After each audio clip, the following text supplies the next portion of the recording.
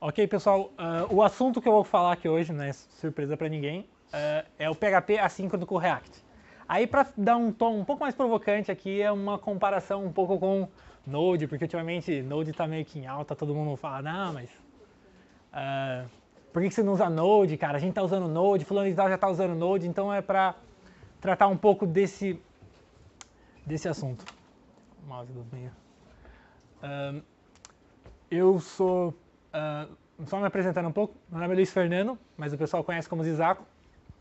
Sou programador, desenvolvedor web, brinco um pouco com web design e trabalho hoje na Leroy Merlin, a gente utiliza Laravel lá.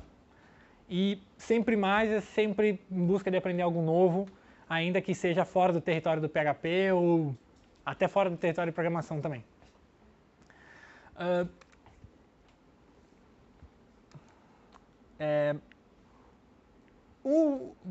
Uma requisição normal no mundo PHP, o que a gente está acostumado? O que acontece? A gente normalmente vai ter aqui um web server, um Apache, um Nginx na frente, que ele vai inicializar o PHP e onde o PHP vai acessar o file system, algum serviço de banco de dados, tem o APC aqui e ele vai, basicamente, a cada requisição nova, é esse mais ou menos o processo que a gente está acostumado. Esse é o ciclo de uma requisição. No Laravel, afinal de contas aqui é um meetup Laravel, no Laravel o lifecycle da requisição é mais ou menos esse. O web server ele vai aqui chamar o index.php, o index.php é o autoload do composer, e aí ele vai inicializar o HTTP kernel, levantar os service providers, routes, controle, e isso aqui é uma visão simplificada. Pode ter muito mais ou muito menos do que isso. Mas, em geral, é isso aqui que a gente vê. E o que é o Node aí, no caso? Aí a gente vai ter que sempre ficar fazendo um paralelo com o Node para a gente entender. Node é aquela coisa que todo mundo está falando, que não, o Node é mais rápido, o Node tem algumas coisas assim. Vamos analisar ele para a gente levantar primeiro as diferenças com o modelo que a gente está um pouco mais acostumado. Aqui o Node ele é perfeito para Data Intensive Real-Time Applications, ou seja, ele é bom para aplicações intensivas de dados em tempo real. E como que isso daí funciona? Esse aqui é o modelo de requisição do Node. Mais ou menos. Imaginando que você tem um servidor HTTP, mas você pode fazer isso daqui com WebSockets, streaming e vários tipos de coisa. A principal diferença aqui é que o index.js, ou seja, a sua aplicação sendo levantada, ela não é o ponto de entrada do web server. O web server também é opcional, você pode fazer uma requisição HTTP direto para a aplicação Node. Mas ele não é o ponto de entrada. O index.js inicializa todo, imagine, equivalente ao autoload aqui. E uma vez que ele levantou o servidor, as requisições batem direto no servidor.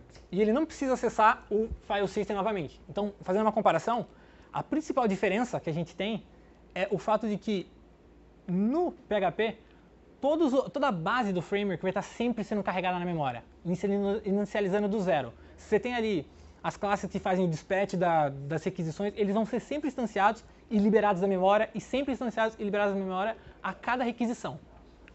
No Node, você fica com tudo isso daí já carregado na memória. Porém, no PHP, não é o modelo que o Laravel usa por padrão, mas no PHP você consegue fazer isso daqui também. Não é, na verdade, isso aqui não é nada muito complicado de fazer, você não precisa de uma ciência de foguetes para você conseguir fazer isso aqui. Que seria o quê? Você inicializar o seu script pela linha de comando, e ela vai inicializar tudo que precisa, carregar o seu servidor na memória, e todas as suas views podem estar carregadas na memória, então você não precisa acessar o disco para isso, ou mesmo um cache, uma coisa assim. E as requisições batem direto aqui no web server. Como que a gente faz isso com o PHP? Você pode inicializar um string socket server, jogar um loop infinito, praticamente um while true aqui, que ele vai receber as requisições desse socket aqui, e vai, por exemplo, aqui eu estou respondendo dando uma resposta do HTTP bem simples aqui, um hello world. Então, com isso daqui, a requisição fica funcionando exatamente como no Node. Mas no Node a gente tem uma coisa a mais. Ele é, além de Data Intensive Real-Time Application, ele é Event-Driven e esse tal do Non-Blocking I.O. Model. Ou seja, é aquela história do I.O. não bloqueante que É meio... O pessoal às vezes não sabe exatamente o que diferencia e tipo, associa diretamente com é mais rápido. Como que funciona isso? Ó, esse daqui é um servidor do Node, seria o equivalente àquilo que eu mostrei no PHP. A principal diferença aqui é que você instancia um servidor e depois você registra um evento nesse servidor. Para o pessoal que não estiver muito familiarizado com Node ou coisa do tipo, às vezes se você já mexeu com jQuery, que seja, no jQuery você tem uma coisa bem parecida com isso. Você tem um elemento lá, você coloca um onClick, ou onHover, ou onBlur, alguma coisa assim. Basicamente você registra uma reação, daí você abre uma função ali e coloca a reação que você espera. Registra uma reação para esse evento.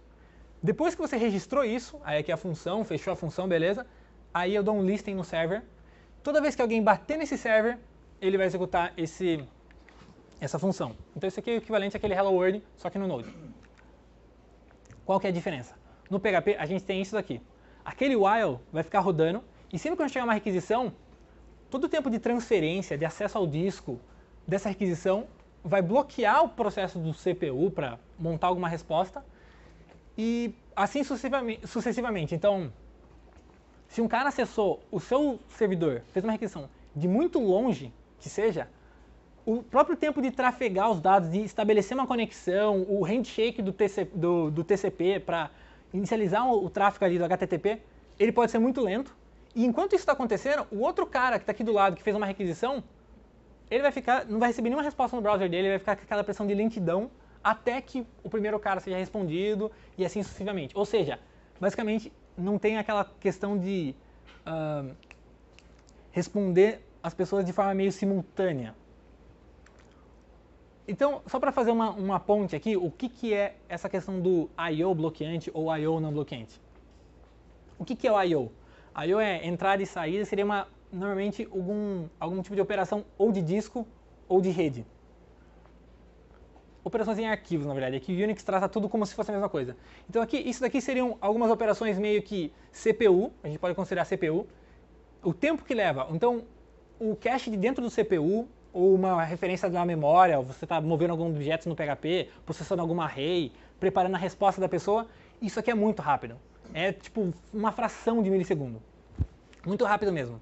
A partir do momento que a gente começa a falar de tráfego na rede, ou de disk-seek, isso aqui é ler um arquivo do disco. Então se você coloca, por exemplo, você não configurar bem o seu web server para ele carregar as imagens e devolver as imagens para o usuário, você não coloca num NAS, num S3 ou alguma coisa do tipo, o disk-seek desses arquivos pode ser muito lento e vai engargalar ali as requisições.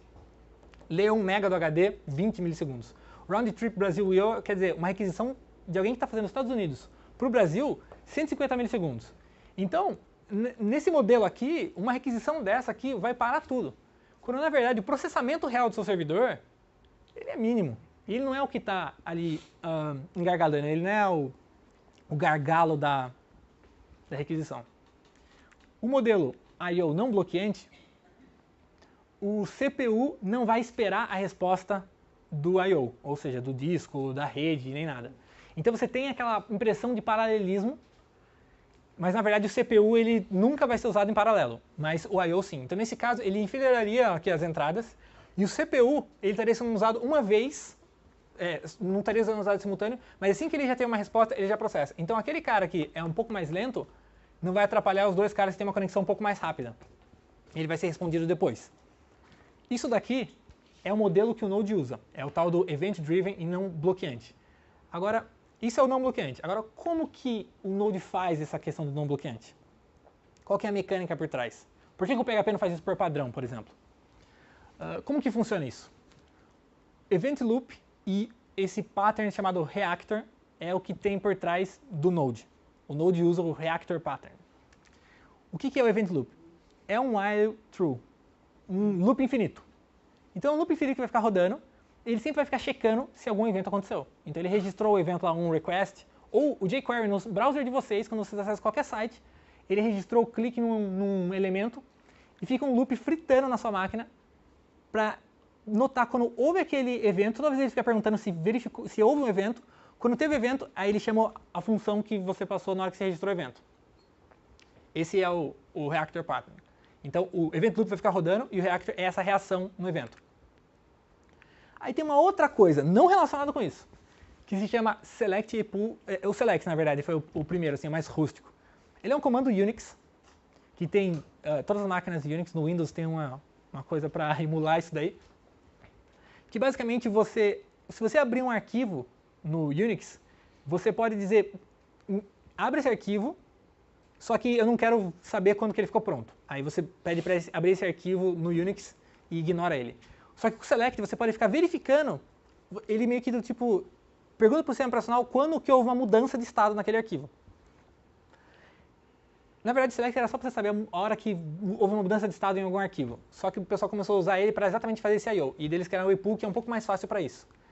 Então, basicamente, o que você consegue fazer com isso? Em vez de você ter que fazer necessariamente... basicamente, você pode perguntar a hora que um arquivo está pronto no disco, ou uma requisição externa.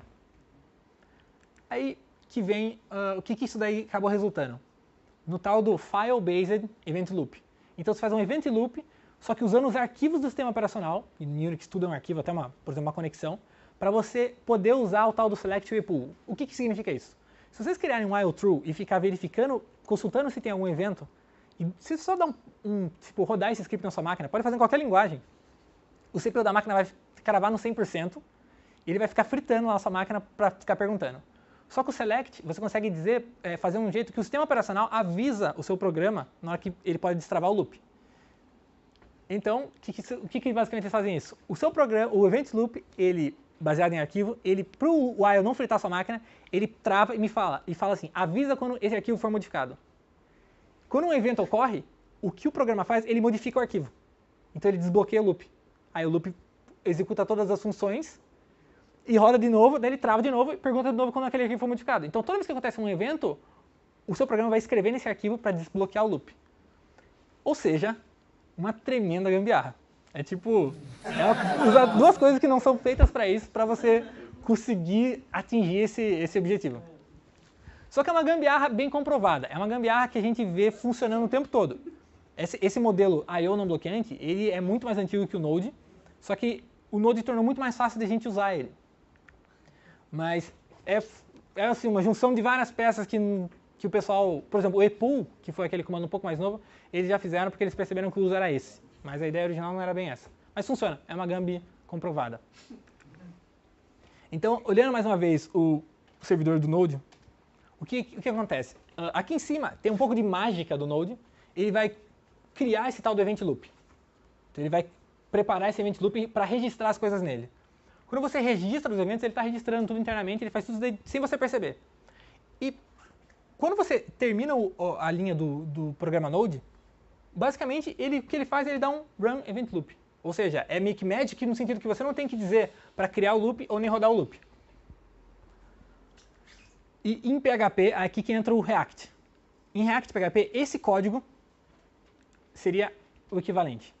Assim. Então, a diferença que a gente tem é, isso aqui não é mágico, então você vai ter que escrever a linha que cria o loop e a linha que executa o loop.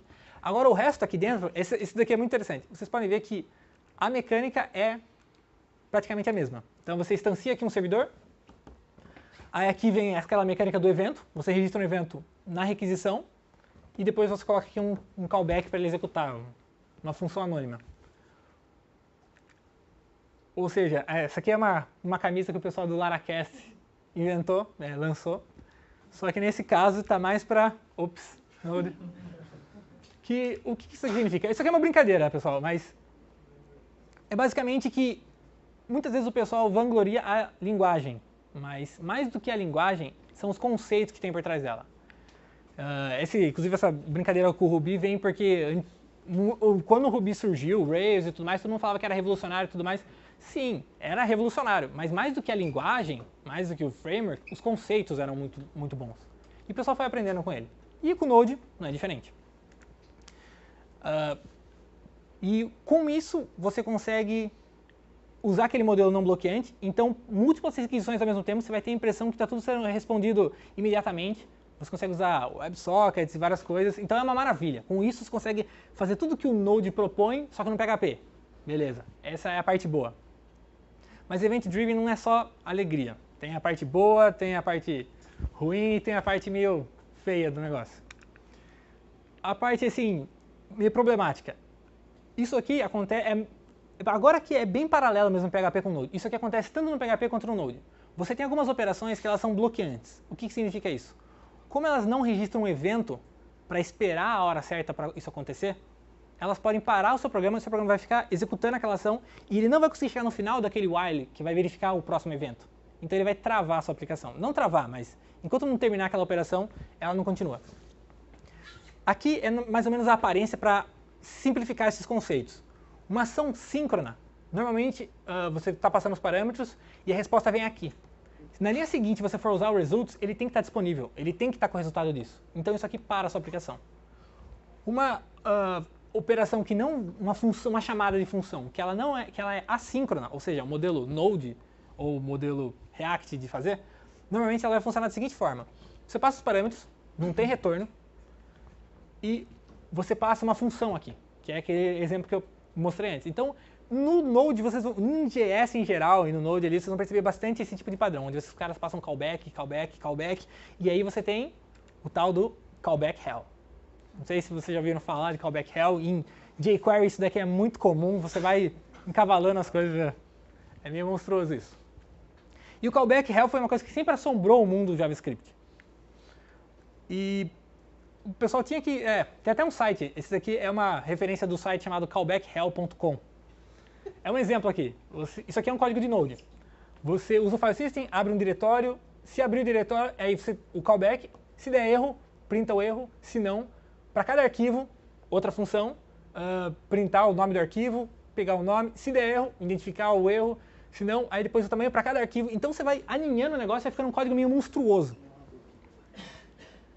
Se você não tomar cuidado, isso aqui acontece facilmente, na verdade. E o pessoal do JavaScript falou, meu, isso aqui é muito legal, essa questão do assíncrono, a gente poder registrar o callback para devolver e tal, mas tem esses problemas. E começaram a inventar várias formas de resolver e tal, até que os caras vieram com uma solução chamada Promise. Não sei se vocês já ouviram falar de Promise, o pessoal de JavaScript tem orgasmos com Promise. Promise basicamente, é um jeito de você evitar o callback hell. É um conceito bem simples, na verdade. Uma operação assíncrona, que usando esse modelo de Promise, em vez de você passar o callback aqui, ela devolve um deferred, um cara que vai ser resolvido. E depois, esse deferred, você pode dizer, no done, faça isso. Na hora que você chamou esse done aqui, registrou esse evento no done, isso aqui já foi concluído, ele vai executar imediatamente esse callback.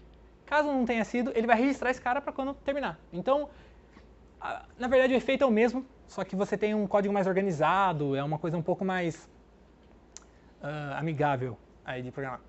Nesse exemplo, é um promise no PHP, mas funciona da mesma forma no JavaScript. Inclusive, o React, ele implementa o código de promise, acho que porque, na verdade, tem várias implementações de promise. Tem uma oficial lá, mas eu não sei, mas ele acho que pegou uma implementação que o pessoal usa bastante lá e fez a mesma implementação dentro do React. Outro ponto também, que é o meio problemático dessa questão de programar event-driven e I/O não bloqueante e tal, é o que você tem à disposição. Hoje, se você for pensar as packages que a gente tem no Packagist, 90% delas, os caras não fazem pensando nisso, então elas são bloqueantes. O que você tem de não bloqueante? Você tem tudo que os caras do React fazem, tudo que está dentro do namespace deles. E se você precisar de algum packaging no mundo PHP lá e você encontrar a palavra React PHP, ou você precisar React PHP e o que você está querendo solucionar, você vai encontrar normalmente uma versão não bloqueante. Já tem bastante coisa disponível. E cada vez mais o React vem ganhando força, até porque esse conceito é muito interessante. Então cada vez mais você tem mais coisa disponível. Mas aquela coisa, eu quero conectar com, sei lá, aquela lib comum que você usa, que vai verificar coisa, sei lá, integração com PagSeguro, ou qualquer lib assim, normalmente você vai cair nesse problema aqui. Aí você fala, putz, então não tem uma solução? Aí tem uma solução que os caras do React fizeram. Tem uma biblioteca ali do arsenal do React, que é a tal do Child Process. Basicamente, como é que funciona isso? Vamos supor que você tenha uma conexão com o banco e vamos assumir que esse driver do banco não existe numa versão não bloqueante. Então, uma requisição de um cara faz com que o loop não chegue até o final, ou seja, trava todas as outras requisições. O que você faz? Você separa esse cara num script separado, ou coloca ele num comando do Artisan, ou num comando de linha de comando, e você chama ele usando esse child process no React. O que ele vai fazer? Ele vai inicializar um programa separado, e vai criar um stream entre os dois programas para ele usar um I/O não bloqueante. Então, na hora que o cara terminar o processo dele e responder, ele vai responder para o seu processo. E o seu processo continua rodando no event loop. Ou seja, dessa forma você consegue rodar qualquer programa de forma não bloqueante. Então, se você usa alguma API externa, algum outro software, você tem que descompactar um arquivo ali no seu servidor, um processo de upload, redimensionamento de imagem, você pode usar um child process ali para você usar tudo de forma assíncrona. E outra coisa também, ele vai levantar um novo processo, então se você tem múltiplos cores na sua máquina, esse processo vai cair para outro core, então você aproveita até mais os núcleos da sua máquina. Só que isso aqui, cara, é uma gambeta tremenda. É um tapa-buraco gigante para tentar resolver esse problema. Então é meio que quando você tem uma coisa que não tem uma versão para React, como é que você vai fazer? Ou você depende de alguma coisa externa, você tem sei lá, você usa um MageMagick lá, o cara não vai ser assíncrono. Na hora que eu vi isso aqui, eu pensei, nossa, que bagulho absurdo. Tá, dá pra entender, mas é um negócio absurdo. Mas isso daí não vem desse livro, pessoal. Isso daí, na verdade, vem do próprio Node. O Node tem o child process, esse cara do React, na verdade, é só um port do que o Node já tem. Porque mesmo no Node o pessoal enfrentava esse problema. Tem várias operações no Node que são bloqueantes. Então, nem tudo é mágica ali. E, além disso, às vezes você depende de outros programas. Você depende de fazer uma operação que seria bloqueante. Então, os caras do Node criaram os child process para resolver esse problema. O React só tem um port para isso. É mais o conceito. Agora, o porquê. Qual que é o motivo por trás do Node ou o motivo por trás do React? O que vai fazer eu ter que cavar fundo nesse mundo de tentar programar event-driven, I/O não bloqueante, vou ter que ficar procurando libs específicas? Porque ele facilita bastante, mas ainda assim, tem muita coisa que é um pouco mais complicado de você programar dessa forma. Se você usar Laravel, por exemplo, ou qualquer outro framework, esse framework não está rodando em cima do React, você não consegue usar de uma forma muito simples, você vai ter que ou você fazer uma cirurgia ali na sua aplicação, ou você criar uma outra aplicação. Então, do tipo, qual que é o propósito? Por que eu faria isso? Quando usar React ou Node? Isso aqui serve para os dois, na verdade. Isso aqui, na verdade, é uma lista que se você procurar na internet, você vai encontrar ela só com Node ali, mas dá na mesma. Basicamente, quando você tiver uma aplicação de chat, ou alguma API, ou Queued Input, basicamente ele vai enfileirando bastante requisições para devolver a resposta depois. Data Streaming, Proxy, monitoramento em real time e aplicações, aqui no SQL é uma recomendação que o pessoal fala, eu não sei se tem uma razão muito específica para isso, mas você pode usar também. Mas basicamente, dando alguns exemplos, se você tem uma aplicação que você precisa de uma reação que seja realmente real time, você não tem uma solução hoje. Sem você optar por uma abordagem assim. O que você vai fazer? Você coloca um pooling ali. Basicamente no JS você coloca um set interval lá para ficar perguntando toda hora para o servidor. Teve uma atualização? Por exemplo, o seu usuário tem uma área de notificações. Você tem um e-commerce lá, o cara coloca um alerta de preço, ou na sua ferramenta o cara tem que receber um alerta quando acontece determinada ação. Você coloca uma área de notificações, implementa lá tudo bonito e tal, só que como é que o cara vai ficar parado na página? O usuário não entende que ele tem que dar um F5 lá, então o cara vai ficar parado na página e aí? Você tem que ficar perguntando para o back-end, então você vai ter que ficar fazendo um pooling ali. Dependendo da precisão que você precisa, você vai ter que metralhar esse servidor. Lembra aquele modelo de requisição que eu mostrei no começo? Toda requisição no seu servidor vai inicializar o index.php, ele vai instanciar tudo. Então é meio custoso para sua máquina, assim, e se essa quantidade começar a crescer, fica um pouco complicado de você escalar isso. Outra coisa também é quando você precisa de mais velocidade, tipo um chat. Se você quer implementar um chat, sei lá, entre o seu visitante e um admin do seu site, você precisa de uma resposta rápida, você não vai conseguir fazer com pooling. Não, consegue, né? Mas vai ficar que nem aqueles chats de antigamente, sei lá, chat wall, que demorava um ano para responder, você vai ter que ficar no F5. É um negócio bem complicado. E, por exemplo, API. Se você implementar uma API e ela tem que levantar várias coisas, acessar muita coisa, se você receber um número muito grande de requisição, você vai ter que, sei lá, configurar o servidor para levantar várias... Se você tiver essa abordagem, você vai escalar muito mais facilmente. Basicamente, isso aqui vai ajudar a escalar muito mais facilmente, receber um número maior de requisições. Ou então, você pode usar WebSockets aqui também no caso. Eu não sei se vocês estão familiarizados com WebSockets. Basicamente, o que é? Em vez de você levantar uma conexão HTTP para cada troca de dados, você levanta uma conexão e deixa ela em pé, e o tráfego de dados fica acontecendo ali. Então, se você quer fazer qualquer coisa em tempo real, ou algum jogo, ou algum tráfego de, sei lá, mesmo streaming, ou qualquer coisa do tipo, o WebSocket é tipo a solução que para esse tipo de coisa. Só que o WebSocket, qual que é o problema do WebSocket em relação ao PHP convencional? Sua aplicação do lado do servidor, ela não pode desligar depois da requisição. Então, vamos supor que você recebe, sei lá, N requisições. E se o pessoal, todo mundo deixar essas requisições, levantam e morrem no seu servidor. Se você deixar todo mundo conectado por WebSockets, todas essas requisições vão ficar em pé. E o servidor, uma hora, ele vai se entupir com esse número de requisições. Em vez de ser um processo para responder a todas elas, a manter as conexões, você vai ter um processo para cada um. Então, se você estiver usando WebSockets com PHP, sem usar o React ou algum Event Loop, na verdade, é meio que uma gambiarra, meio que assim, que a chance de dar um problema é tremendo. Então, o WebSocket está meio fora do universo PHP, mas por causa desses conceitos, né? Por causa da limitação do PHP, tanto que o React permite. Outra coisa, quando não usar o Node, ou o React no caso, para aquela aplicação convencional, que é um CRUD, o cara vai fazer várias requisições, mas não são requisições que uma depende da outra, você não tem que manter um estado, uma resposta real-time ali para o usuário, como um banco de dados relacional, que normalmente também não é muito... ele não vai ser... Ele sempre é bloqueante, você sempre vai ter que esperar a resposta dele, ou mesmo um insert, um save. Você tem toda aquela questão de consistência ali do banco de dados relacional e também processamento muito pesado. Por exemplo, você tem que processar várias imagens, descompactar arquivos, ou fazer um transpose bem complexo de arrays e de dados. Isso daí vai ser meio complicado, porque o I/O não bloqueia, mas o CPU vai bloquear, então é meio problemático. Esse daqui do CPU é um negócio interessante, porque quando o Node primeiro surgiu, bastante gente reclamava disso. Não, o Node é super rápido e tudo mais. E os caras usavam o Node para, sei lá, tentar processar coisas pesadas, ou um Fibonacci lá no Node. Ele vai ser tão lento quanto qualquer outra linguagem, modelo tradicional, às vezes até mais. E agora aqui um embate. De tudo isso aí que eu mostrei, Node versus React. Agora aqui eu tenho um exemplo aqui para mostrar. Aqui eu tenho, esse aqui é um web server básico aqui com o React, e eu tenho do outro lado aqui um web server com o Node, bem simples, respondendo um Hello World. Eu vou executar aqui o do Node. Antes, a versão do Node que eu estou rodando aqui é a versão 0.12.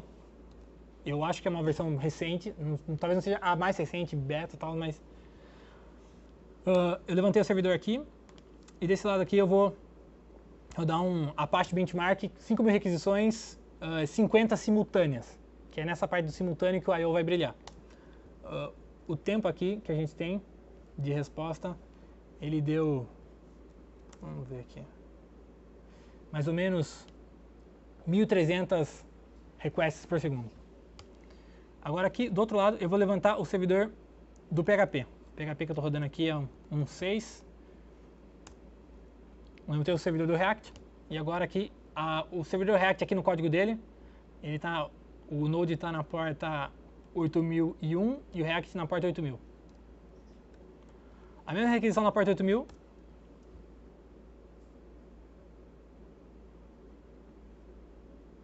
Aqui ele deu uma boa gargalada, vamos ver.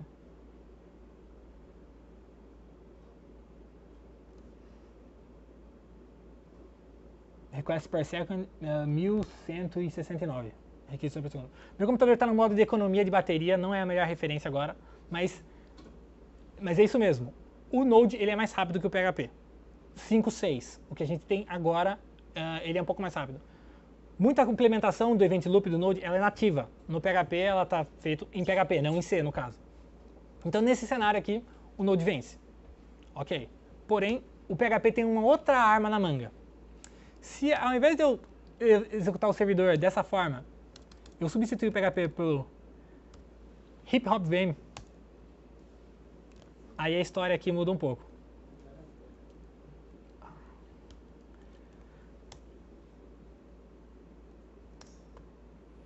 Chupa Node.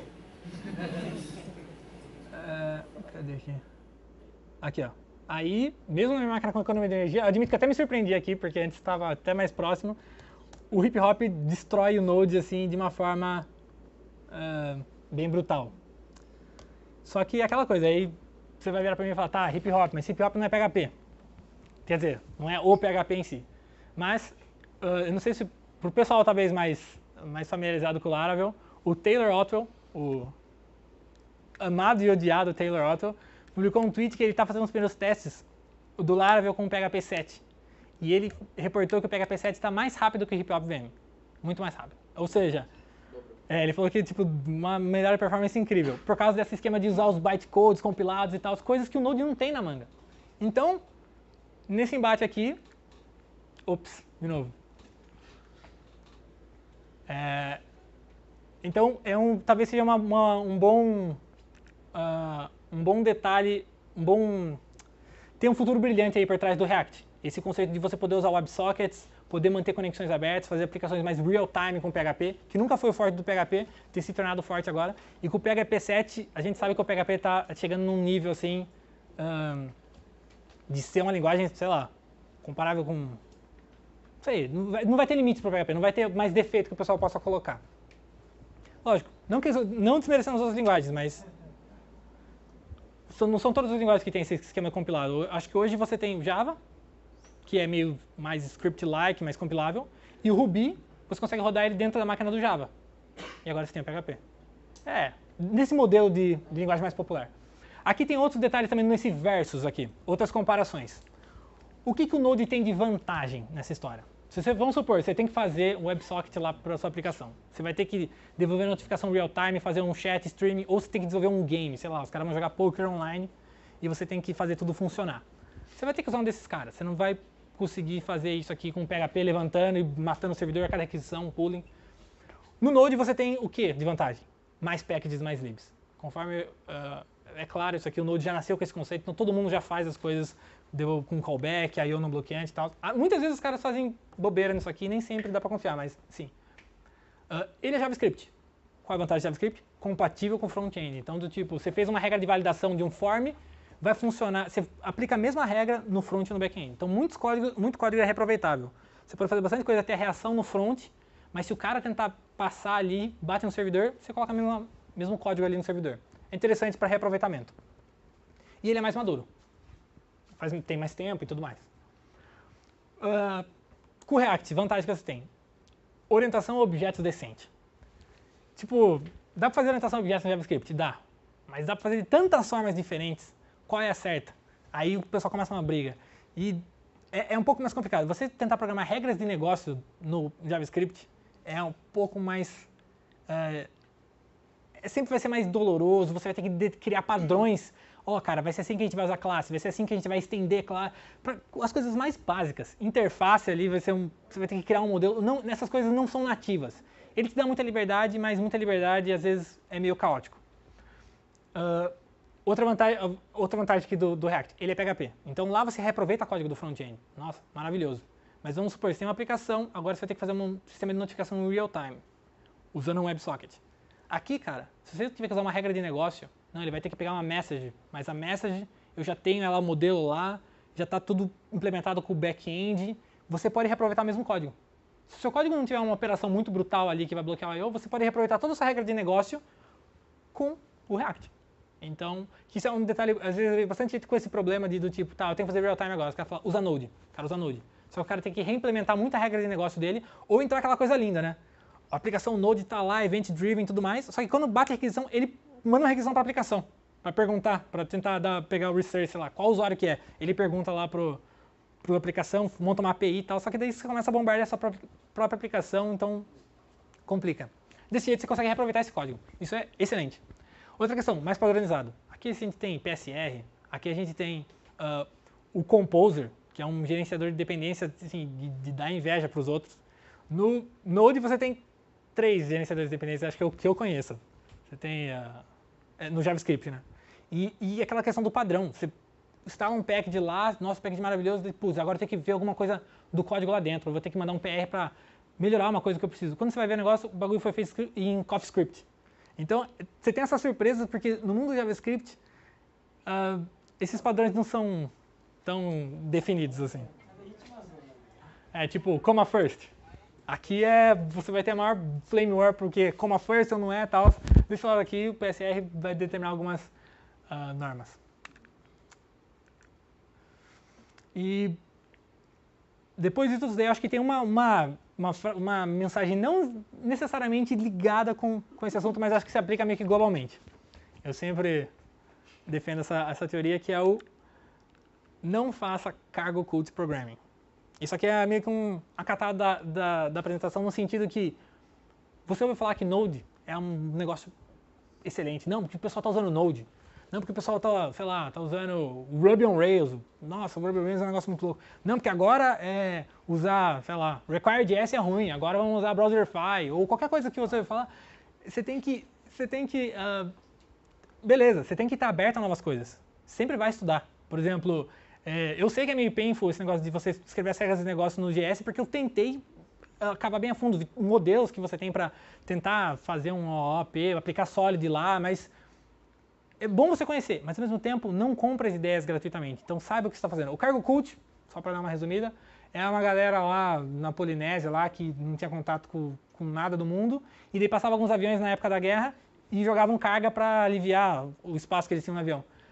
Para os caras, era o deus ave de metal que passava jogando comida. Então os caras começaram a criar umas estátuas desse deus.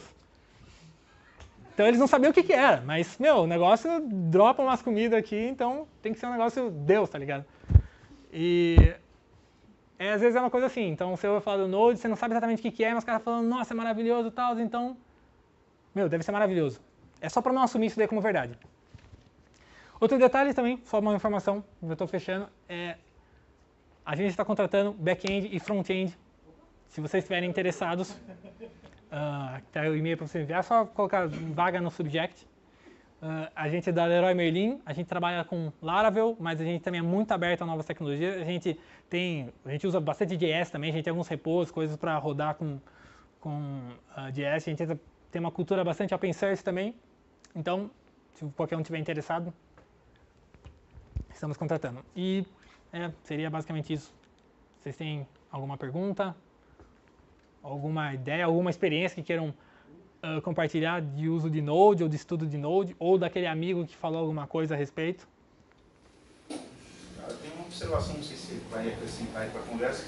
Assim, um dos motivos do Node utilizar ser da forma como ele é, porque o JavaScript ele trabalha sempre com uma thread, né, com um processo, no caso, que isso é herança do navegador. Então, o Node utiliza o V8 e ele trabalha só com essa thread. Então, tudo tem que acontecer de forma não bloqueante. Então, qualquer coisa que você faz trava, você vai parar essa thread, vai parar esse processo. Então, acho que isso é um detalhe importante, porque eu acho que eles encontraram essa forma de usar o Event Loop por conta dessa limitação deles, né? Não é à toa que quando você vai ter outros programas que vão levantar vários processos no Node para você poder escalar a tua aplicação, né? Eu acho que isso é algo importante. Aí você falou da implementação de promises, acho que é do próprio projeto do React mesmo, entendeu? Que eles utilizam. Inclusive, acho que ele é utilizado também em projetos como o Guzzle, e parece que é bem parrudo esse promises do React. É verdade.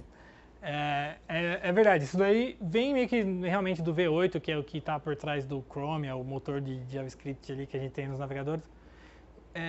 Só que ao mesmo tempo também não dá para dizer que é necessariamente uma limitação no sentido de que os caras meio que optaram também um pouco por isso, porque uma coisa é você programar para múltiplas threads. É extremamente complicado também você programar para múltiplas threads. Então, às vezes, uma abordagem de você levantar, você manter uma thread para você não ter que compartilhar a memória entre vários processos, é um negócio assim, é uma opção também. Aqui eu não abordei muito, mas o criador do React ele tem uma apresentação que ele, naquela hora do I/O bloqueante, ele mostra, no caso, o I/O bloqueante, o I/O não bloqueante, mas ele mostra também multithread como uma alternativa. Multithread você tem algumas vantagens, mas também ele adiciona muito complexidade na hora que você escrever o seu código. Tem algumas linguagens que aliviam isso, tipo o Go, e também alguns modelos para outras linguagens para tentar meio que abstrair aquela ideia de automatizar algumas coisas, mas mesmo em Go também é bem complicado você compartilhar a memória entre aqueles diferentes processos. Porque se você levantar duas threads e elas tentarem acessar o mesmo endereço de memória e uma estiver modificando, a chance de você ter um problema ali é enorme. Mas realmente, mas é uma alternativa que o pessoal usa mesmo e que, inclusive, tudo também isso se aplica ao React. É de você levantar vários processos e esses processos se conversarem entre si. E aquele child process é meio que para isso mesmo. No caso do React também não tem, de fato, a lib de event. Você pode instalar a lib event do Linux, instalar a lib no PHP e poder usar a lib event direto para fazer Isso ao invés de usar o próprio string socket do PHP que tenta fazer uma sigla. E outra coisa que eu vi, agora não lembro de cabeça, o pthreads, alguém tiver a fim de usar o pthreads para fazer multithread. Exato. Nossa, Então, aí a gente usaria, por exemplo, HHVM, libEvent, mais o pthreads. Ah, sei lá, acho que dá para fazer uma desgraça aí. Só uma informação aí, só para aproveitar falando de performance. Faz um mês mais ou menos, a Zen postou o benchmark do PHP 7 que vai ser lançado com o PHP 5.6. Em termos de velocidade de comparação, está entre 96% e 98% mais rápido o PHP 7 que vai ser lançado no final do ano. Então, aguarde. Isso daí é em média, porque dependendo do tipo de aplicação que você usa, por exemplo, esse exemplo que tudo já fica na memória, ele fica muito rápido. Esse comentário que você fez é bem interessante, que o React por padrão, se você só instalar o React tipo, usando o Composer, ele vai usar o select, que é um comando meio que nativo do PHP, para simular, para usar aquele select mais bruto que tem. Só que daí a maior parte da implementação fica em PHP, então ele é um pouco menos performático. Aí que nem você comentou, se você instalar ali a extension do PHP, que daí ela é escrita em C, do libevent, o React automaticamente vai detectar se o libevent está disponível e vai usar o libevent no lugar. Aqui no exemplo eu usei libevent. Se você instalar essa extension, naturalmente ele já vai usar. Então ele abstrai bastante isso daí para você. E realmente, no PHP também você consegue fazer multithread sem problema. A interface dessa extension do multithread é bem legal, é bem simples de usar. Só que é aquela coisa, ele adiciona essas mesmas complexidades. Você trabalhar multithread gera alguns problemas. Você vai ter que trabalhar com locking de memória ali, é meio punk o negócio. Mas sim, com o PHP 7, com todas as ferramentas na manga, meu, dá pra fazer um bom estrago. Em nome de Jesus, né? É isso aí. Quem quer? Só um comentário. Eu vi um exemplo, que até usei depois para criar um chat no projeto que eu tinha, um cara que ele estava fazendo o seguinte, muita gente até usa isso, ele usa o Redis como um meio, assim, usa um recurso chamado Pub Sub do Redis. Então o Laravel publica no Redis e o Node fica escutando para ver se tem mensagem nova e a partir daí com sua recheio você faz o broadcast da mensagem ou manda para quem você quiser. O que você acha desse modelo? Tipo, qual que é a função desse... Eu vi muita gente falando assim, o Redis é muito confiável, o recurso é muito bacana. Assim. Sim, exato. Nesse caso você vê a necessidade. O cara, ele viu que o PHP ele teria que levantar a aplicação descendo toda hora. Então seria legal manter uma coisa na memória para verificar isso. Aí ele fez uma aplicação em Node. Cara, podia ser feito em C até. Mas beleza, ele fez uma aplicação lá separada para você não ter esse problema. Só que daí depois, a minha pergunta até em relação a isso beleza, quando o Node percebeu que teve uma mudança, ele leu no Redis lá, tal, beleza. Como que é a reação disso? Vamos supor que ele tenha que enviar uma resposta para o usuário e daí o JavaScript do browser do cara vai reagir de alguma forma. Ele vai implementar essa regra de negócio no Node. Aí sua aplicação começa a ficar meio polilinguagem, tá ligado? Você vai ter que ter programador JS. Uma troca de mensagem só, depois na hora que chega a mensagem você vê o que... Assim, entendeu? Aí o que ele pode fazer? Ele pode ou levantar alguma coisa do PHP para reaproveitar a regra de negócio, vamos supor que ele tem que verificar se o cara está autenticado e com a permission de fazer determinada coisa na sua aplicação. Cara, ele vai ter que consultar o PHP. Ou você vai ter que implementar nele tudo que você precisa para você acessar o banco, verificar isso, para você realmente dar uma resposta. Então, nesse momento, esse exemplo aí é um exemplo. Se o cara fez a aplicação em PHP e depois o cara teve que implementar um negócio em Node, se o cara implementasse com React, ele resolveria o problema talvez de uma melhor forma, porque ele teria uma compatibilidade entre o código dessa parte Event Loop, essa parte Reactor Pattern, com o resto da aplicação dele. Mas é exatamente esse cenário mesmo que é muito comum. O pessoal está usando o Ruby, o pessoal está usando o PHP, e na hora que o cara tem que fazer um negócio mais real-time, o cara cai para o Node.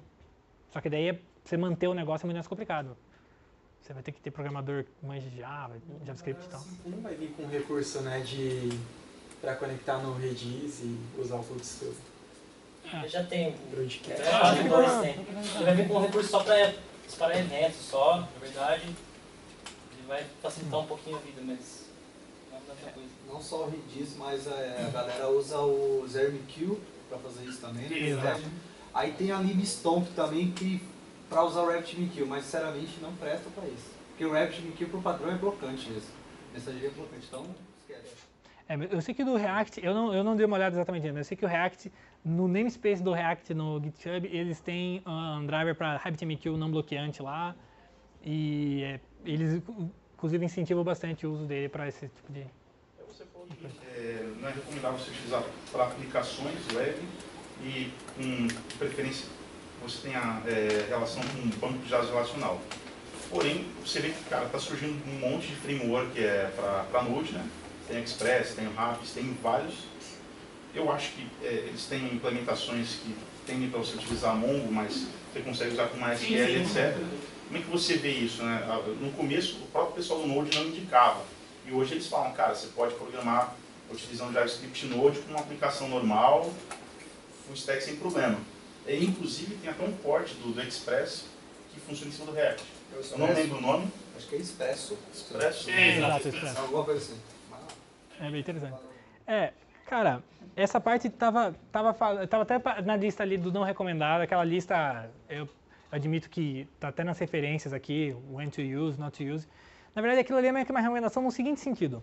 Se você for fazer uma aplicação web num padrão assim, tipo site, é muito mais trabalhoso, não muito, mas é mais trabalhoso você programar ela em Node, em JS.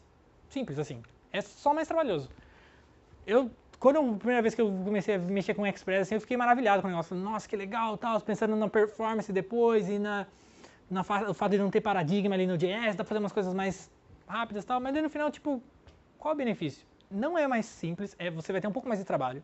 Vamos supor que você esteja lançando um projeto, você vai ter que pegar uma equipe e criar um padrão entre todos os caras de como que vai ser o código, como que vão implementar as coisas e, assim, não vai ter um benefício no final. Vai dar na mesma. Na melhor hipótese, vai dar na mesma.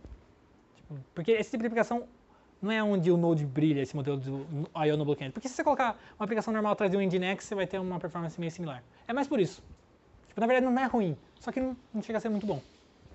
Acho que até para ajudar aí a entrar no debate que você falou, acho que o ponto ruim, né, de não usar React ou Node na aplicação tradicional, produção, é que até que você puxou para onde a gente vem. Tipo, todo mundo aqui é Laravel, a gente tem muito mais conhecimento em PHP do que em Node, então se a gente for implantar, é melhor a gente usar isso. Talvez tenha essa opção, porque tem gente que já está ambientado num framework de front-end, usa um Angular, usa um Ember.js. Então, para ele ali, que não conhece PHP, ele consegue implantar ali para fazer o prod dele mais rápido. Também não vale a pena ele aprender um Laravel, sendo que ele já manja muito de JS, né? Para implantar. Puxando para o nosso lado, né? A gente que já sabe aqui, fala, vamos implantar lá um real-time, para que aprender Node? Sim, exatamente. Pessoal, acho que a gente vai ter que continuar agora. Não chega a ser chato o coffee break. E daí depois a gente continua aqui. Mas antes vamos lá.